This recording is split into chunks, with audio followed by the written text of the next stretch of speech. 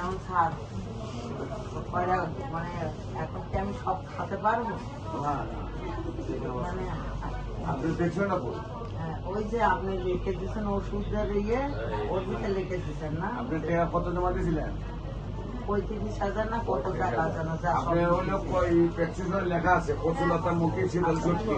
পুঁটি মাছ ইসা মাছ বল মাছ গরুর মাংস হাঁসের মাংস আছে ওই থাকবে কোন মিষ্টি লাউ সাবান ব্যবহার শ্যাম্পু ব্যবহার করছে আপনি সেব লন এক কাপ সাদা পানি মিশাইয়া সমস্ত শরীর মরাইবেন আর হলো খাইবেন বেশি তানকুনি পাতার জুস তুলসী পাতার জুস পেঁপের জুস আপেলের জুস মালটার জুস চালটার জুস জলপাইয়ের জুস আমলকের জুস এগুলো সব জুস খাইবেন এরপরে হলো সবজিগুলো খাইবেন আর হলো ছোট মাছগুলো খাবেন আর মাংসের মধ্যে শুধু দেশি মুরগি ডিম খাইবেন দেশি মুরগি তো আমি খাই যাবে এইটাই বলতে চাইছে স্যার এই উত্তর তো